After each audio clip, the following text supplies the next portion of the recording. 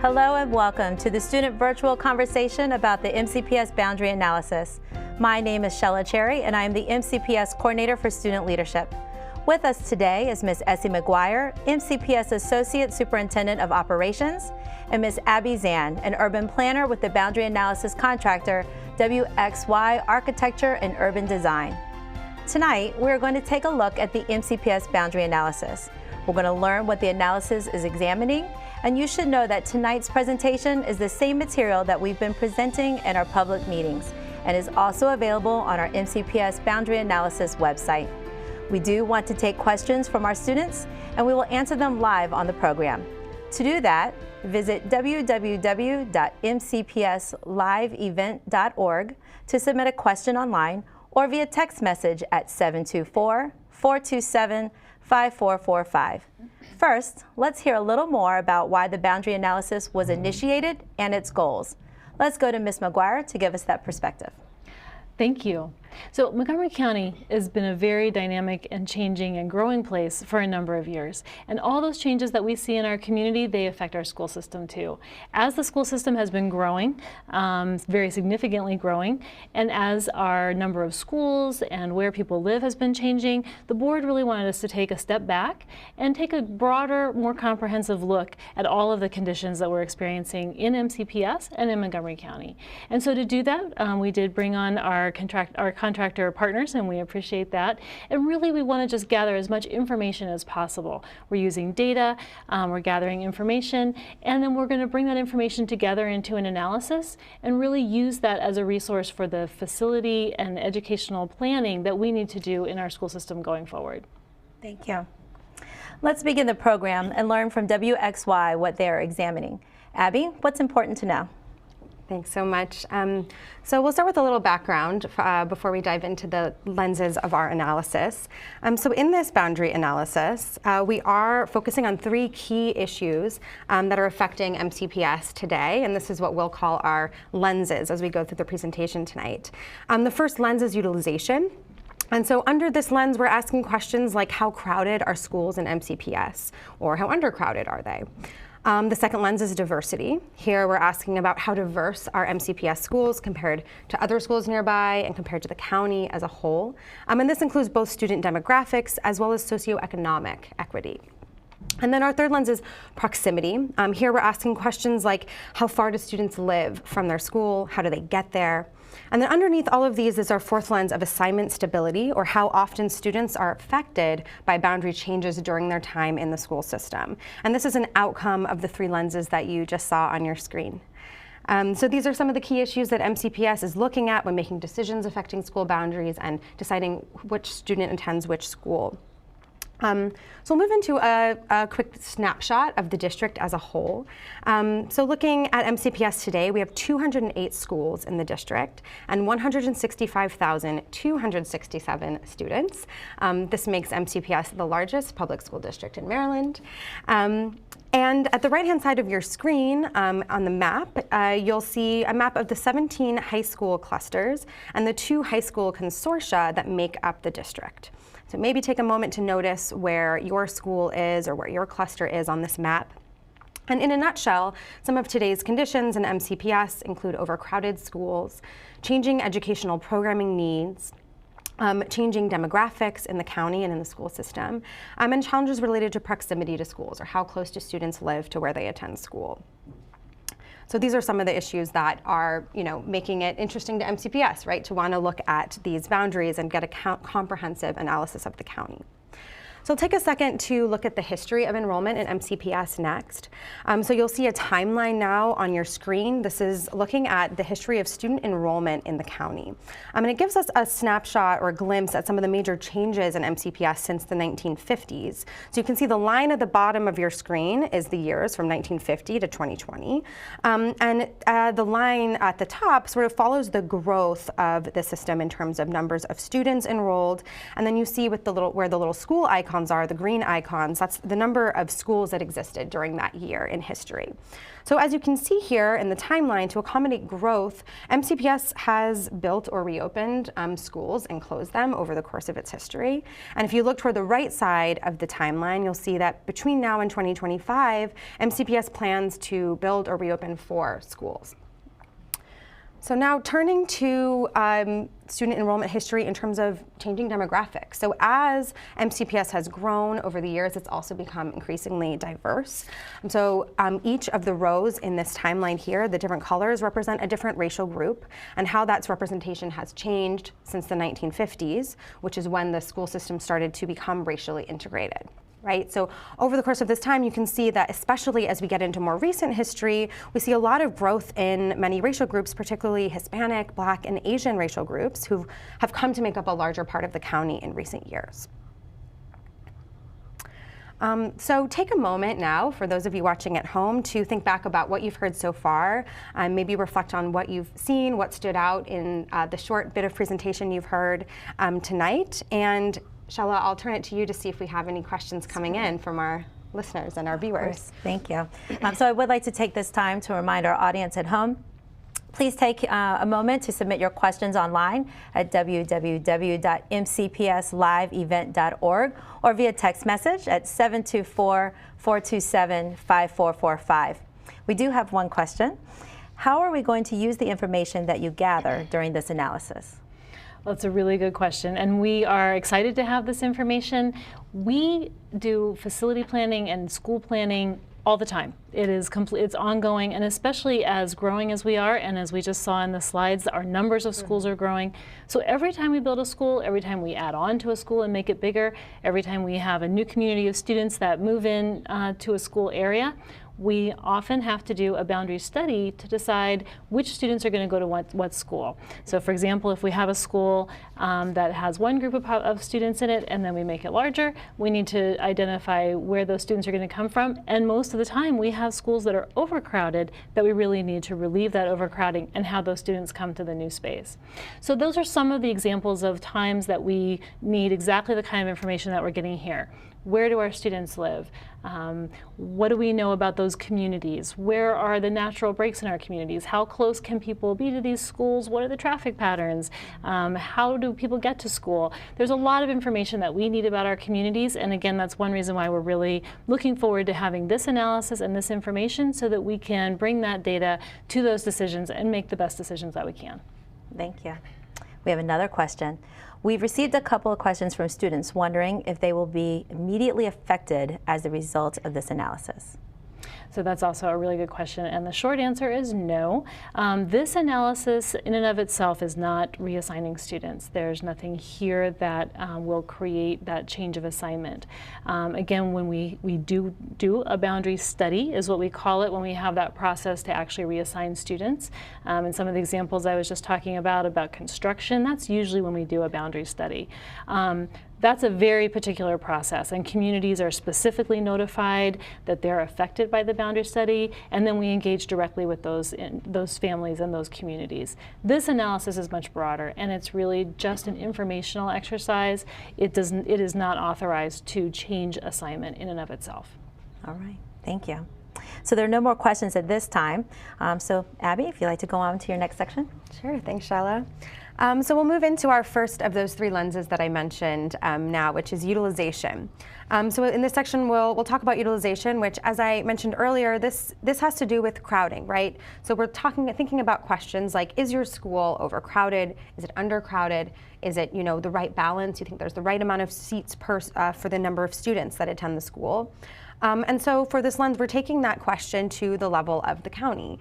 Why is utilization important? Well, it's important for maintaining reasonable class sizes and for accommodating the growth of the district, which you just heard a little bit about.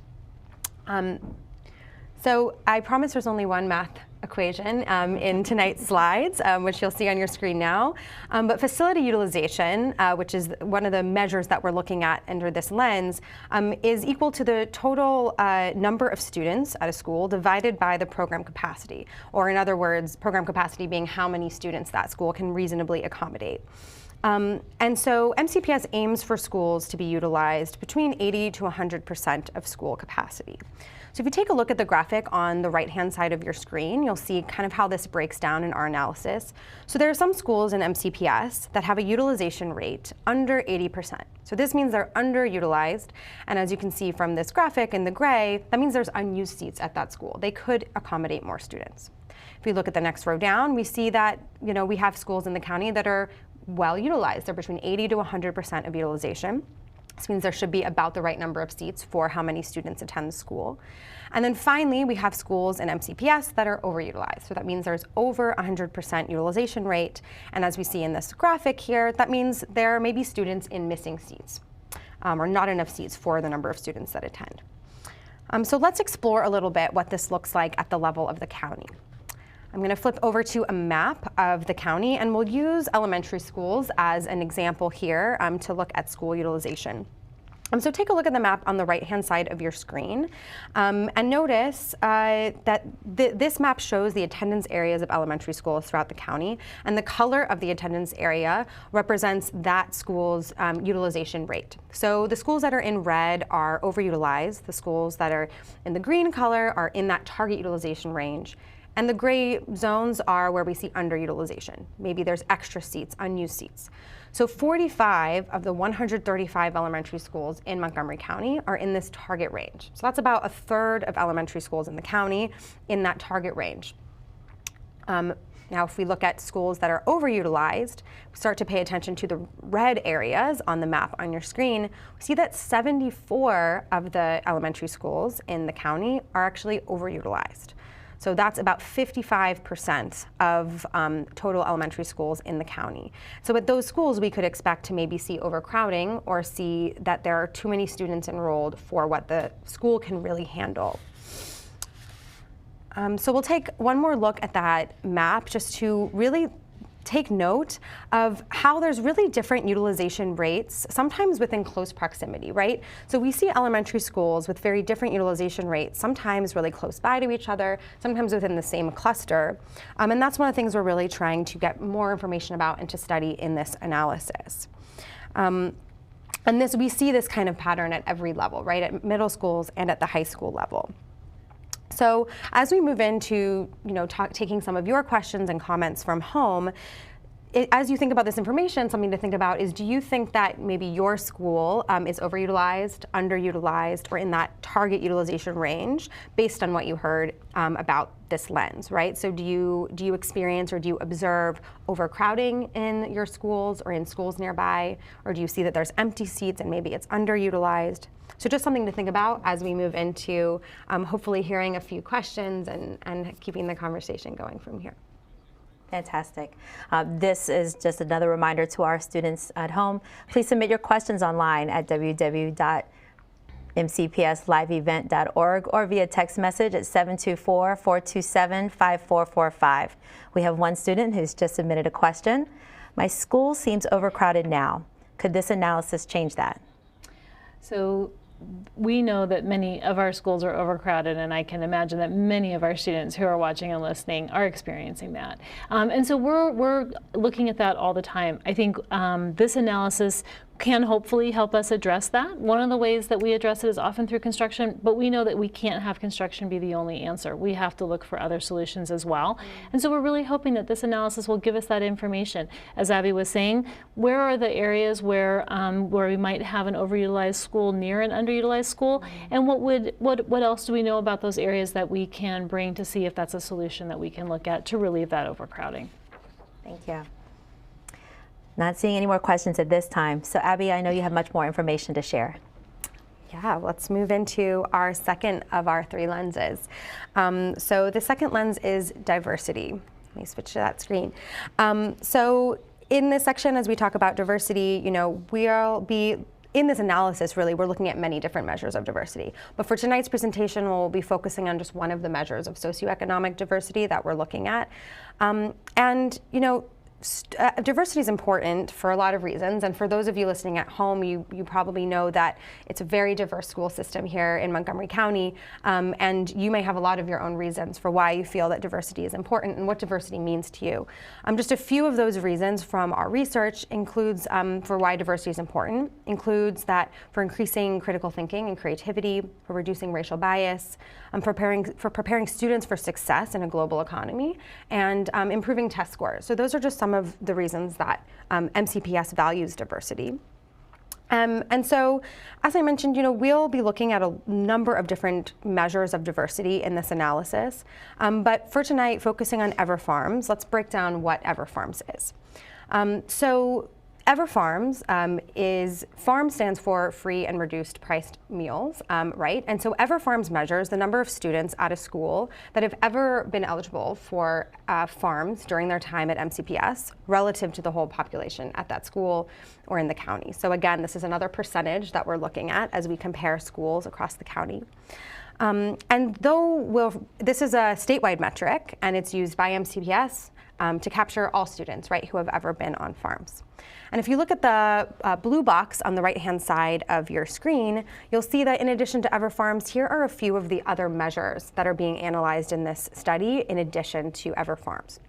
So we're also looking at farms, so the number of students or proportion of students currently enrolled in farms, looking at racial diversity, looking at median household income, as well as ESOL, or English for speakers of other languages. So if we take a look at the map, back to this idea of how does EverFarms look when we see it at the scale of the county.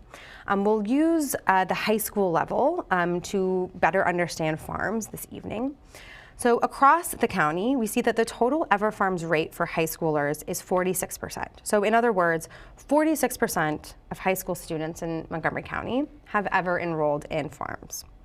And if you take a look at the map on the right side of the screen, we see that these are high school clusters, these different areas here, and the color of the cluster corresponds to the EverFarms rate at that school, with the lighter purple colors having a lower EverFarms rate, and the darker, brighter pinks and deeper reds being schools with a higher EverFarms rate.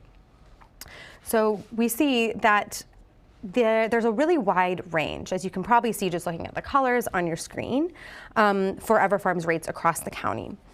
So the minimum for a school in the county is 4%. So there's a school in the county at the high school level where only 4% of students have ever been on farms, as well as on the maximum on the other end, we have a school with 82%. So we can see that there's a widespread, and that's one of the things we're trying to better understand, right? How do these EverFarms rates, where do we see disparities across the county at different school levels?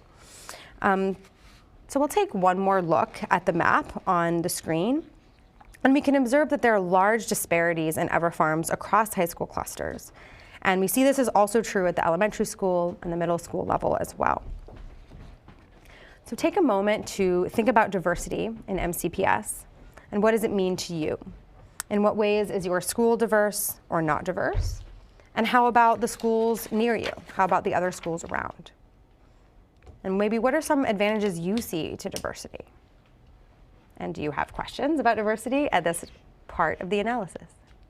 So this would be a great time to remind our students once again, please submit your questions online at www.mcpsliveevent.org or via text message at 724-427-5445. We have a new question. How exactly do you analyze diversity?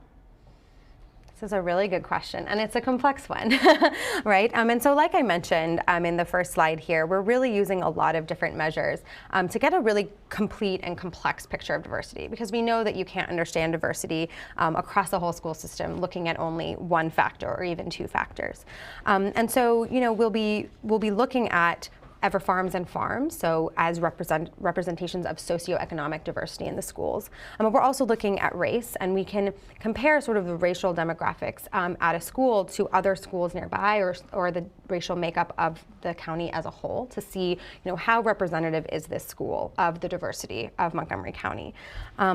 So those are just a few of the ways, and then again, like I mentioned, ESOL as well. So English for speakers of other languages will help us also understand, students whose first language is not English, and what is the percentage of those students at a given school, which not only speaks to the diversity, right, of that school, but also to the programmatic needs of that school, because ESOL also requires different kinds of programs to support those students. So that's kind of a bit of a taste of it. I don't know if you have anything to add, Essie, about how we might look at diversity or anything I might have missed.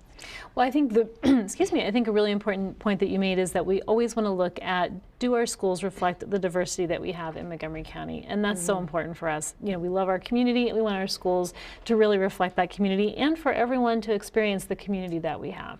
And so that's really the way that we are looking at it. And anytime we make those educational facility planning decisions, that's what we're looking at. What community is the school in, and how can we really, again, have that reflect the broader community? All right, thank you. I do want to remind our students, as we continue through the content this evening, please send us your questions at www.mcpsliveevent.org or via text message 724-427-5445. We do want to hear from you.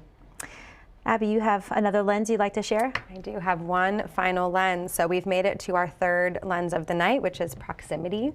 And in proximity, we're asking questions about how close students live to the schools they're assigned to, or how students get to the school that they are assigned to. And you might be able to imagine a few reasons why this is important. If you're a student in Montgomery County, you might have your own thoughts about, you know, how far you live from your school or how long it takes you to get there. But to name a few of the reasons that proximity is important to MCPS and their decision making, you know, reducing the distance and the time that a student travels to get to school lessens the burden of transportation on families and students, and it can also conserve district resources because the district provides transportation to students. So what is proximity?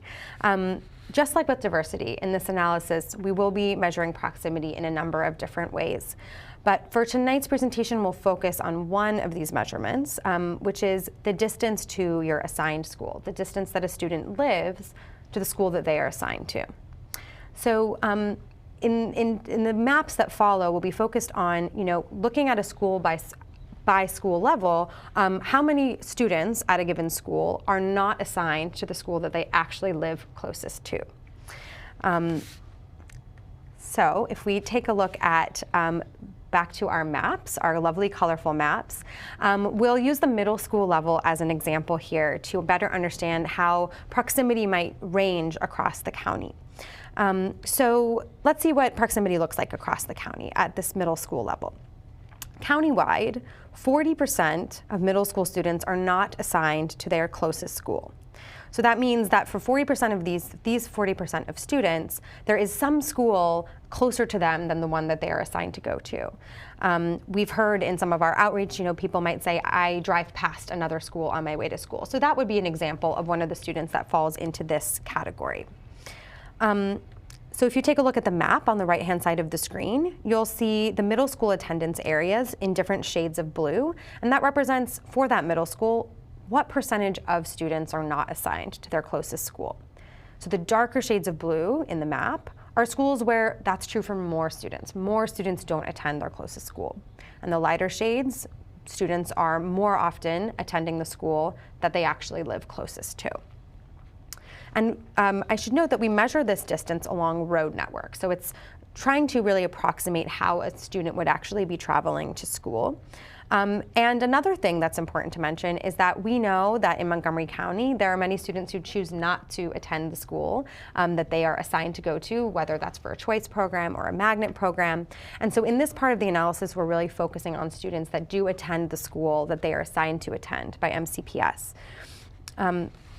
So coming back to our maps, let's look at how many middle schools really are seeing a lot of students, right, that aren't assigned to their closest school. So at 33% of middle schools in MCPS, over half of the students do not attend their closest school. So that means that about a third of the middle schools in the county, more than half of the students at that school live closer to some school other than the one they actually attend or are assigned to attend. So across the county, what we're seeing is that middle schools have the highest share of students that are not assigned to their closest school when we compare that to the elementary school and the high school level.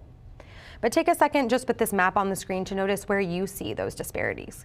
Where do you see middle school attendance areas that seem like they're close to middle school attendance areas with very different measures when it comes to proximity to schools?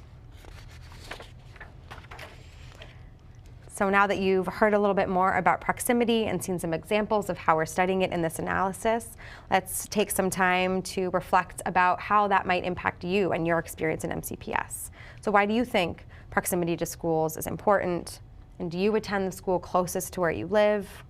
What questions do you have about students being assigned to the school that's closest to where they live? Those questions can be submitted to us at www.mcpsliveevent.org or via text message at 724-427-5445. We do want to hear from you guys. There is one question here at this point. Is there a chance I could be bused outside of my current boundaries? So I want to answer that question in a couple different ways, and one is I want to remind folks that this analysis is not going to reassign students specifically.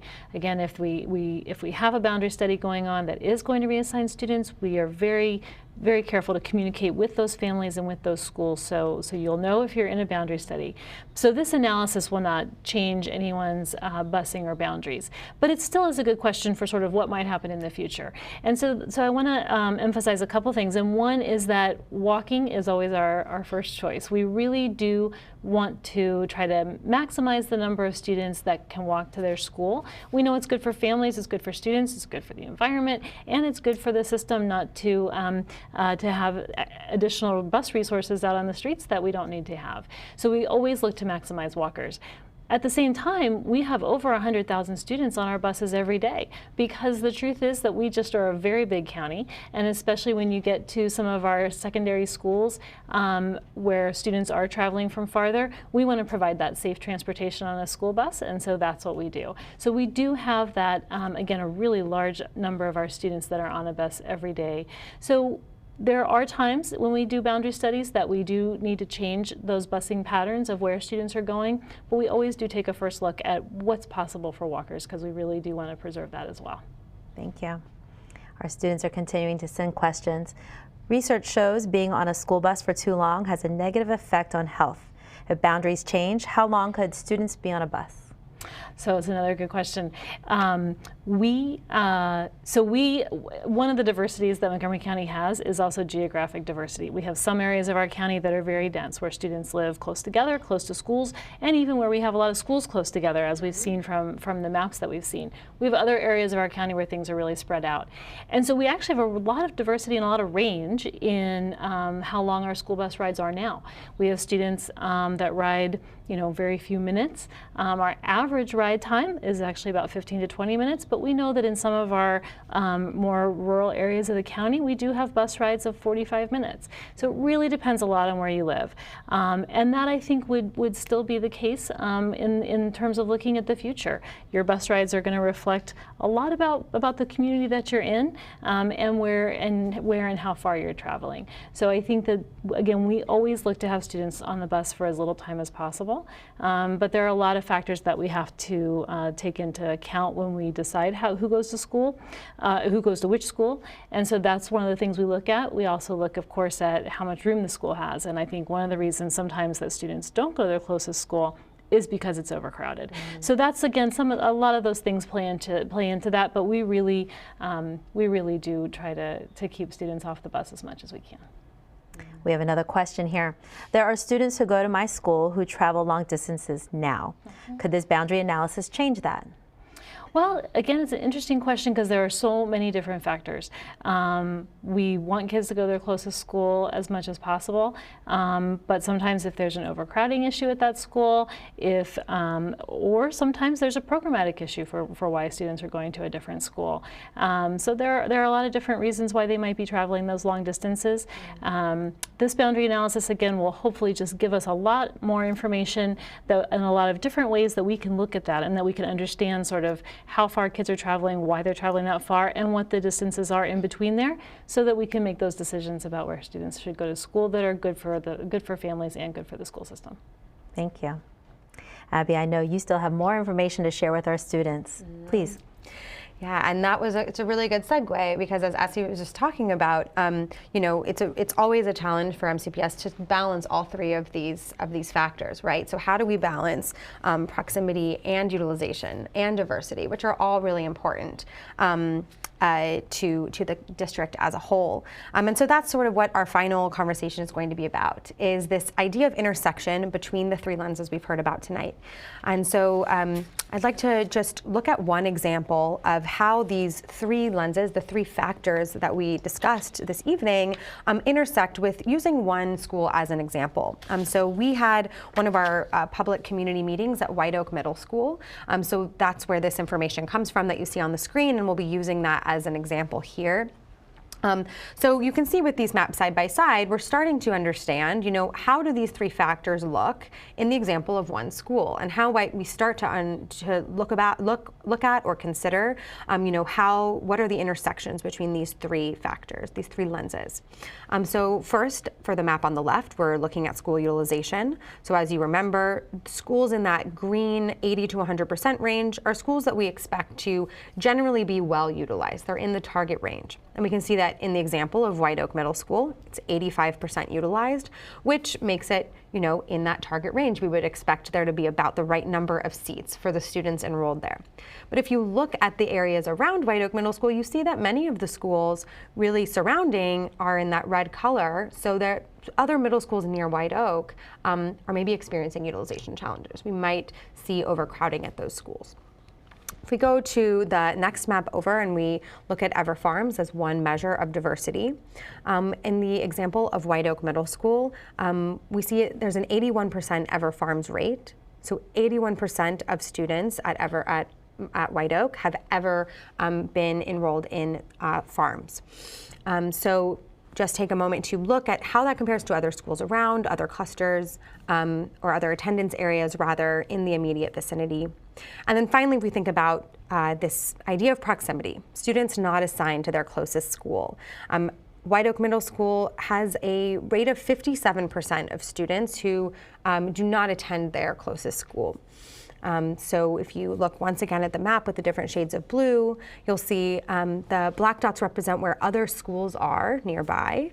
And then the attendance area for White Oak is that sort of light blue color.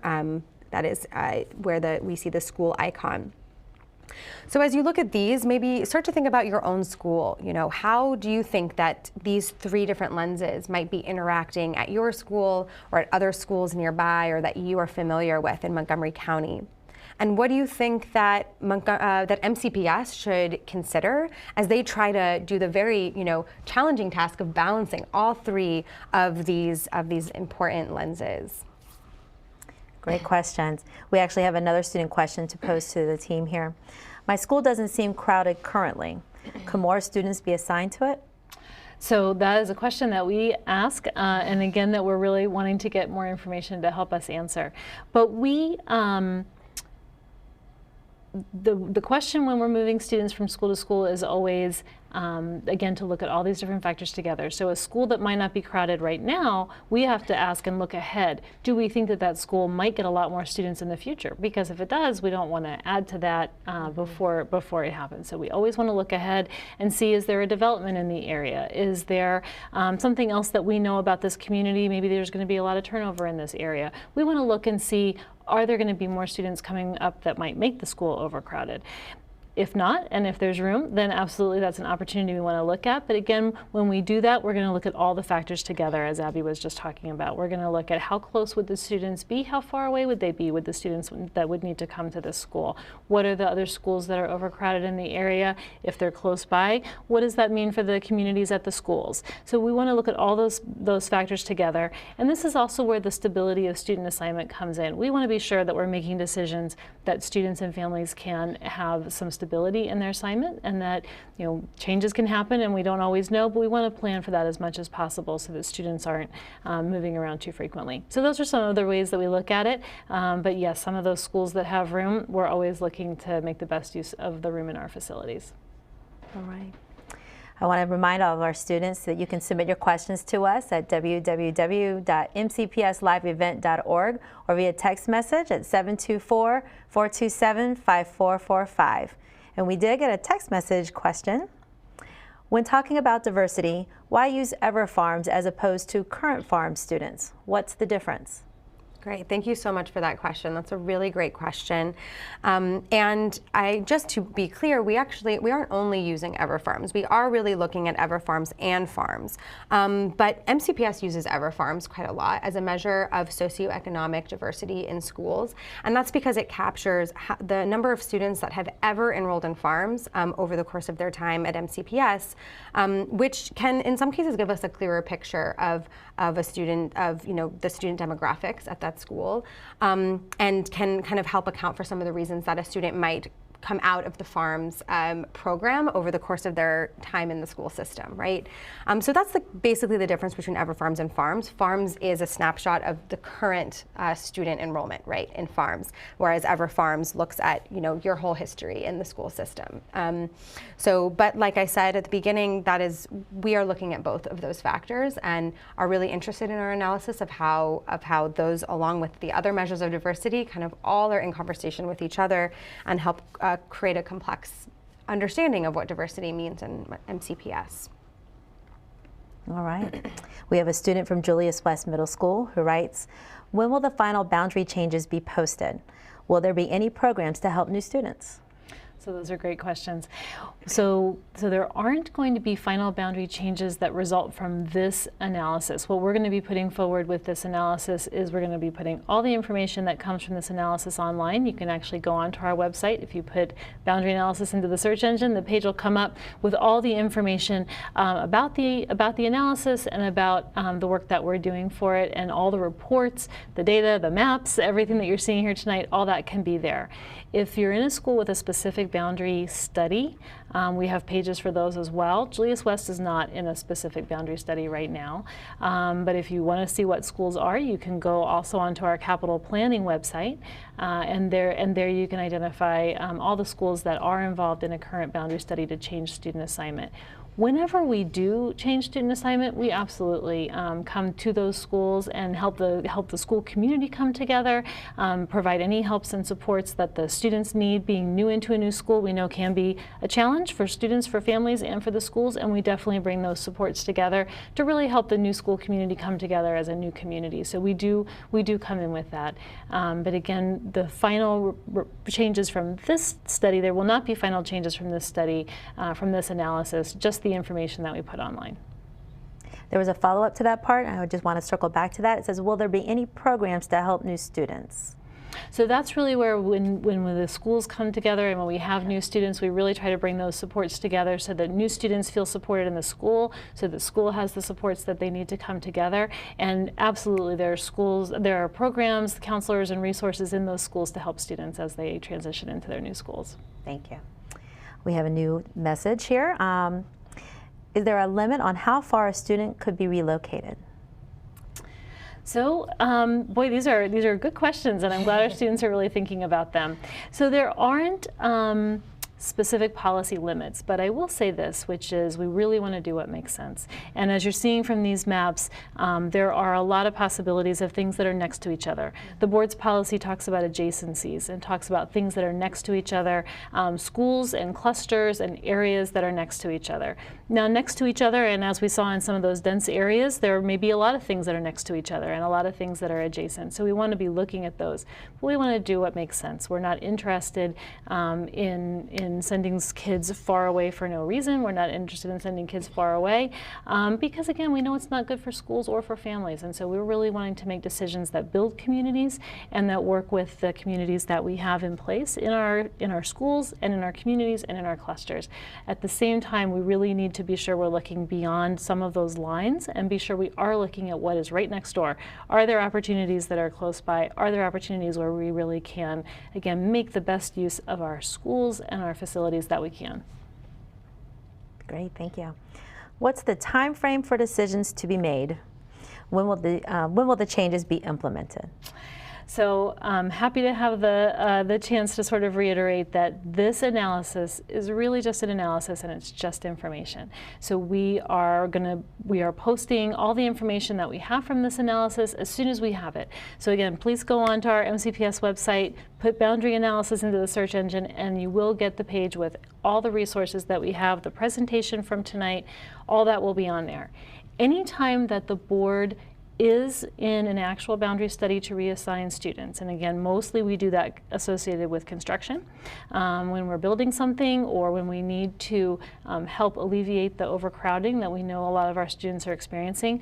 When we do make those boundary studies and when the board is making those decisions, we have all that information online as well, but we generally are making those decisions the year before they go into effect. So if you're in a school that is experiencing a boundary study, then you can expect to know the fall or winter before the fall of the next school year, so you will know in time to make those to know what's going to happen to you in the next school year. That's good to know.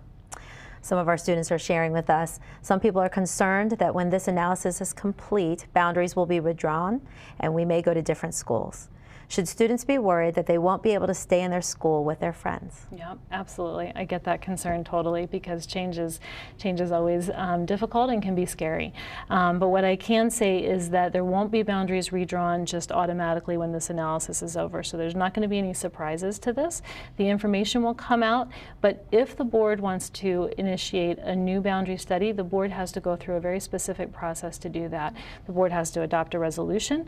That resolution tells the staff, okay, you have the approval to go do this study, and then we go out and we talk to those communities very directly. Then there's a process with the community, and then we go through a reporting process, and then we bring that back to the board for the decision. So there will not be any surprise boundary changes at the end of this analysis, and people don't need to be worried that there are, again, unexpected or surprise changes in student assignment that they might be experiencing in the next few months as we do this work.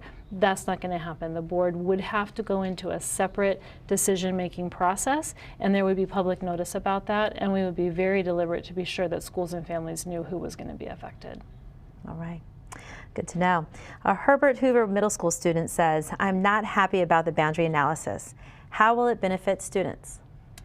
It's a great question, and I know a lot of people aren't happy about it, and you know, these are hard conversations sometimes. They really are. Again, people like often where they are and where they're going to school, and we get that and we appreciate it and value it. It is a conversation that we need to have as, again, there are just so many changes in our community. If our community were staying the same, then I'm sure everything could stay the same.